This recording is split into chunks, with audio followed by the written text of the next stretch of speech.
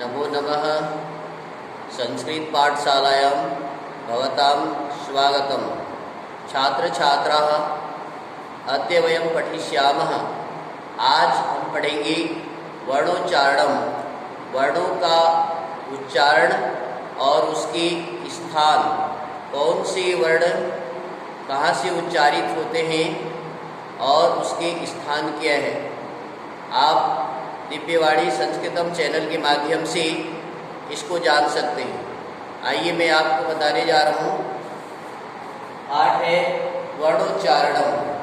सबसे पहले आप देख रहे हैं अ और आ, ये दोनों स्वर वर्ण हैं, ह्रस्व दीर्घ, और इसका एक प्लुत बनता है जो लंबा होता है। ह्रस्व दीर्घ प्लुत अ तथा क वर्ग। क वर्ग में क, ख, ग, घ और अंग। क, ख, ग, घ और अंग, इन वर्णों का उच्चारण कंठीय, कंठ से होता है। हमारा ग्रीवा भाग कंठ से होता है। ये वर्ण कंठ से उच्चारित होते हैं या इन वर्णों का उच्चारण कंठ से होता है, अतः ये कंठीय वर्ण कहा जाता है। ध्यान देंगे, इन वर्णों का उच्चारण ह्रस्व अ, दीर्घ आ, प्लुत अ तथा क वर्ग क, ख, ग, घ, अंग, इन वर्णों का उच्चारण कंठ से होने के कारण से इन्हें कंठीय वर्ण कहा जाता है। आगे ध्यान दीजिए, ह्रस्वई और दीर्घई, ये दो वर्ण हैं, ये स्वर वर्ण में आते हैं। व्यंजन में च वर्ग, च, छ, ज, झ, न्य, इन वर्णों का उच्चारण तालु से होता है।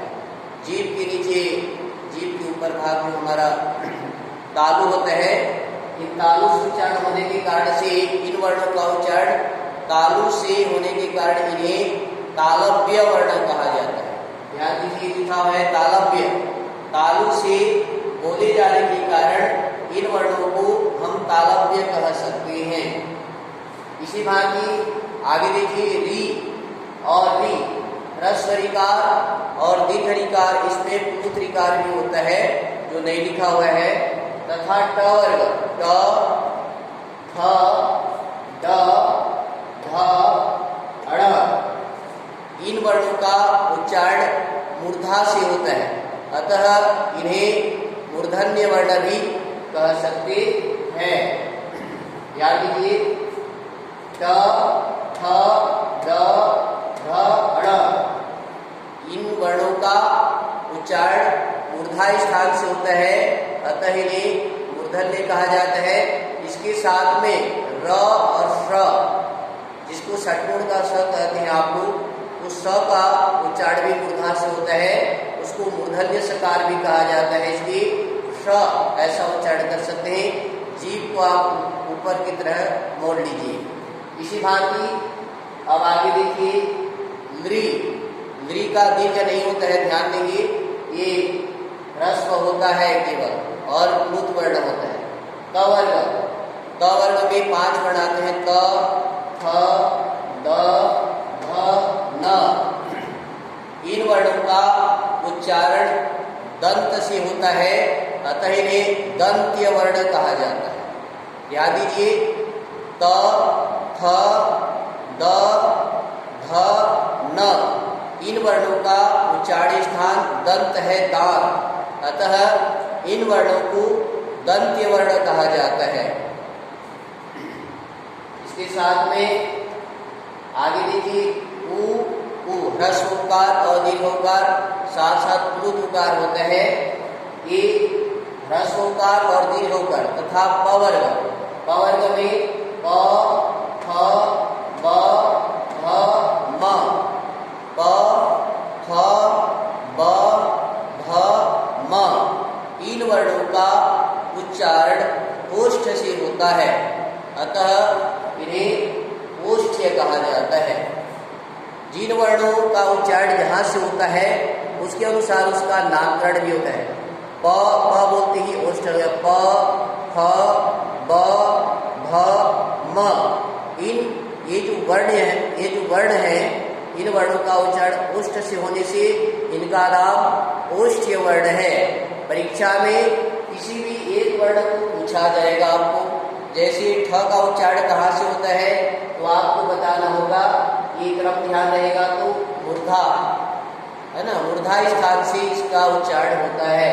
इसी भांति झ का उच्चारण कहाँ से होता है, इसको आप जान रहे होंगे तालव्य से, तो बोल सकते हैं कि ये तालु से इसका उच्चारण होता है। तो आज बहुत कम समय में, मात्र 5 मिनट में आपको मैं वर्णोच्चारणम, वर्ण विज्ञानम, इसके बारे में बताया। आगे और वर्णों का कहाँ कहाँ से उच्चारण होते हैं मैं क्रमशः आपको बताते चलूँगा। आज आपको समझ में आ रहा है, इन्हें याद करने का सरल तरीका क च ट त प, क च ट त प, क सी क वर्ग, च सी च वर्ग, क च ट सी ट वर्ग, त सी त वर्ग, प सी प वर्ग।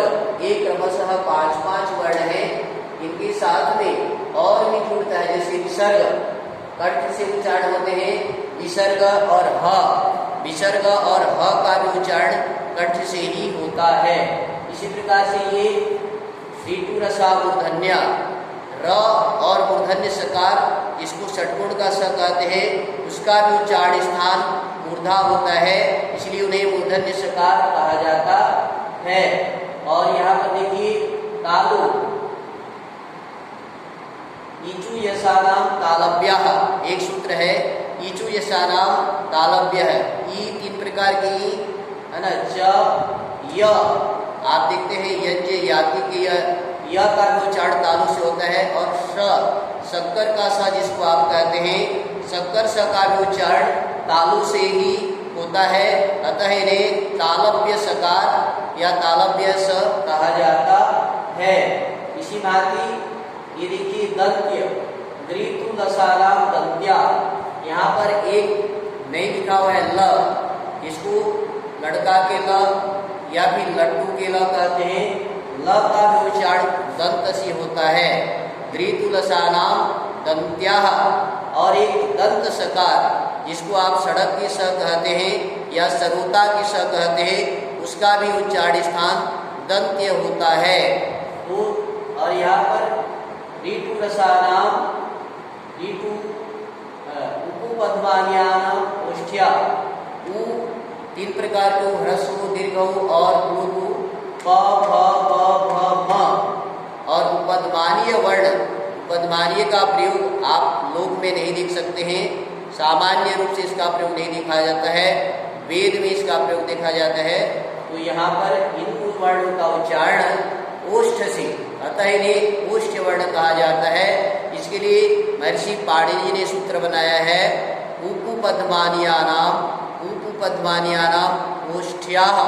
इस प्रकार से आप पढ़ सकते हैं, जान सकते हैं, समझ में आ रहा होगा। इसका सूत्र है महर्षि पाणिनि जी का, अकुह विसर्जनीयानाम कंठः, अकुह विसर्जनीयानाम कंठ्यः। आगे ईचु यशानाम तालव्याः, ऋतु रसानाम मूर्धाः, दृतु रसानाम दंत्याः, उपपद्मान्यानाम ओष्ठ्याः। इस प्रकार से सूत्र है, समझ में आ रहा होगा। अपोह विसर्जनीयानाम कंठ्याः, ये कंठ से उच्चारित होते हैं, इसलिए अ आ क ख ग घ अंग तथा ह अथवा विसर्जनीय, इन वर्णों का उच्चारण कंठ से होता है।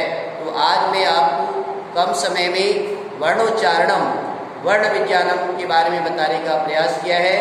आप हमारे इस दिव्यवाणी संस्कृतम चैनल को लाइक करें, सब्सक्राइब करें, अधिक से अधिक छात्र छात्राओं में भेजें, जिससे वो वर्णोच्चारणम, वर्णों का उच्चारण कहाँ कहाँ होता है, वर्ण को कहाँ कहाँ से उच्चारण किया जाता है, उनके उच्चारण स्थान कहाँ है, कहाँ से कौन वर्ण उच्चरित होते हैं या उनका उच्चारण होता है, आप दिव्यवाणी संस्कृतम चैनल के माध्यम से जान सकते हैं। और मैं आशा करता हूँ समस्त छात्र छात्राओं को, अध्यापक बंधुओं को जितने भी हैं वर्णोच्चारण के बारे में जानना चाहते हैं तो महर्षि पाणिनि जी द्वारा कृत वर्णोच्चारण शिक्षा नामक पुस्तक को पढ़े और वर्णों का उच्चारण